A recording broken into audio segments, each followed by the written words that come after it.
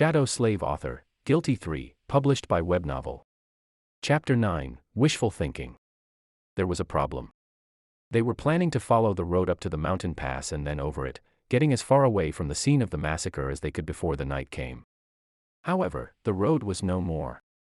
At some point during the last months, or maybe even just yesterday, a terrible rockfall occurred, obliterating whole segments of the narrow roadway and making its other parts untraversable. Sonny stood on the precipice of a vast chasm, looking down with no particular expression on his face. What do we do now? Scholar's voice was muffled by the collar of his scavenged fur cloak. His follower, Shifty, angrily looked around. His gaze stopped at Sonny, a suitable victim to vent his frustration. I'll tell you what we need to do. Get rid of some dead weight. He eyed Sonny's fine boots and turned to Hero. Listen, your lordship. The boy is too weak. He is slowing us down. Plus, he's weird. Doesn't he give you the creeps? The young soldier answered with a judgmental frown, but Shifty wasn't done. Look. Look how he's glaring at me. I swear to gods, ever since he joined the caravan, nothing had gone right. Maybe the old man was right, the boy is cursed by the shadow god. Sonny struggled to not roll his eyes. It was true that he was unlucky. However, the whole truth was opposite to what Shifty was trying to insinuate. It was not that he had attracted misfortune to the slave caravan, on the contrary, it was because the caravan was doomed to begin with that he had ended up here. Scholar cleared his throat. But I've never said that. Whatever. Shouldn't we get rid of him just in case? He can't go on for much longer anyway. Scholar gave Sonny a strange look. Perhaps Sonny was getting paranoid, but there seemed to be a bit of calculating coldness in the older slave's eyes. Finally, Scholar shook his head. Don't be too hasty, my friend. The boy might prove useful later on. But Hero finally spoke, putting an end to their quarrel. We're not going to leave anyone behind. As for how much longer he'll be able to endure, just worry about yourself. Shifty clenched his teeth, but then just waved a hand. Fine. So what do we do then? The four of them looked at the broken road, then down the slope of the mountain, and finally up, where a sheer cliff wall was broken apart by the falling rocks. After a bit of silence, Scholar finally spoke. Actually, in the old days, there used to be a path leading to the peak of the mountain. It was sometimes used by pilgrims.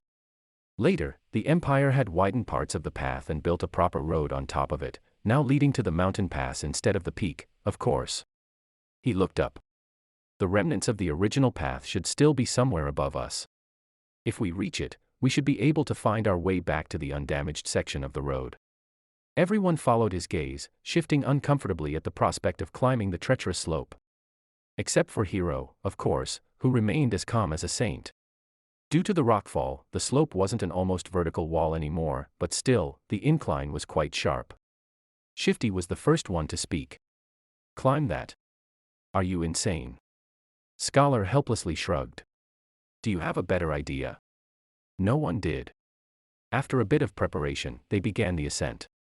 Shifty and Scholar stubbornly carried the weapons they had picked up off the dead soldiers' bodies, but Sonny, with some regret, decided to leave his newfound short sword behind. He knew that this climb was going to test the limits of their endurance.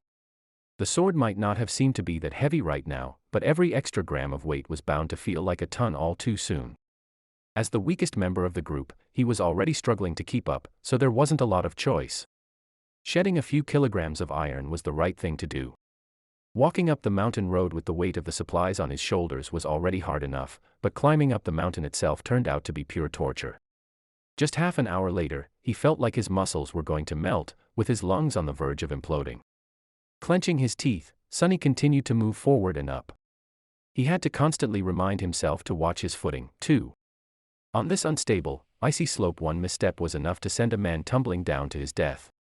Just think about something pleasant, he thought. But what happy thoughts could he summon? Failing to come up with something else, Sonny began to imagine what reward he was going to receive at the end of this trial. The boon of the first nightmare was the most important thing given to an awakened by the spell. Sure, later trials could provide them with more abilities and vastly improve their power. But it was this first one that determined what role an awakened would be able to play, how great their potential would be, and what price they would have to pay, not to mention giving them the necessary tools to survive and grow in the dream realm. The main benefit of the first nightmare's boon was simple, yet possibly the most important. After completing their trial, aspirants were bestowed with the ability to perceive and interact with soul cores. Soul cores were the basis of one's rank and power. The stronger your core was, the greater your might would grow. The same went for nightmare creatures, with a deadly caveat that, unlike humans, they could possess multiple cores. A lowly beast had just one, but a tyrant like Mountain King had 5.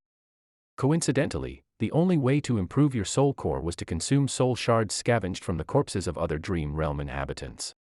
That's why Awakened went out of their way to battle powerful nightmare creatures despite the risk of death. The second benefit was less straightforward, but nevertheless vital. After completing the first nightmare, aspirants were elevated to the rank of dreamers, colloquially known as sleepers, and gained access to the dream realm itself. They would enter it on the first winter solstice after passing the trial and remain there until an exit was found, thus becoming fully awakened. That time between finishing the first nightmare and entering the dream realm was very important, as it was the last chance to train and prepare yourself a person would receive. In Sunny's case, that time was only about a month, which was as bad as it gets. And then there was the final benefit, unique to every aspirant passing the trial, the first aspect ability. This was the magic power that elevated Awakened above mundane humans. Aspect abilities were diverse, unique, and powerful. Some could be categorized into types, like combat, sorcery, and utility, but some were simply beyond imagination. Armed with the power of their abilities, Awakened had been able to save the world from the flood of nightmare creatures. However, that power came with a catch. With their first ability, every Awakened also received a flaw, sometimes called the counter. These flaws were as diverse as abilities, ranging from comparatively harmless to crippling, or, in some cases, even fatal. I wonder what type of ability a temple slave would get, Sunny thought, not too optimistic about his prospects. The choice of flaws, on the other hand, seems to be almost limitless. Let's hope my aspect will evolve at the end of this fiasco. Or, even better, change completely. If the aspirant performed especially well, there was a chance of his given aspect going through an early evolution. Aspects, just like soul cores, had ranks based on potential power and rarity. The lowest rank was called Dormant, followed by Awakened, Ascended, Transcendent, Supreme, Sacred and Divine, although no one has ever seen the last one. With the amount of crap it had put me through, the spell, if it has any conscience, has to give me at least an Awakened aspect. Right. Or maybe even an Ascended one. Finally, there was a tiny possibility of receiving a true name, something like an honorary title bestowed by the spell to its favorite Awakened. The name itself had no benefit, but every famous Awakened seemed to have one. It was considered to be the highest mark of excellence. However, the number of people who had managed to get a true name during their first nightmare was so small that Sunny didn't even bother thinking about it. Who needs excellence? Give me power. He cursed, feeling that this attempt at wishful thinking had only made him more depressed and angry. Maybe I'm allergic to dreaming. An allergy like that would be truly ironic, considering that he was destined to spend half of his remaining life in the dream realm, if he even survives long enough to get there, that is. However, Sunny's mental escapade was not completely useless. Looking up from the slippery rocks under his feet, he noticed that the sun was already considerably lower. Come to think of it, the air also seemed to be much colder. At least it helped me pass the time, Sunny thought. The night was approaching. Install Webnovel app to get more copyrighted chapters.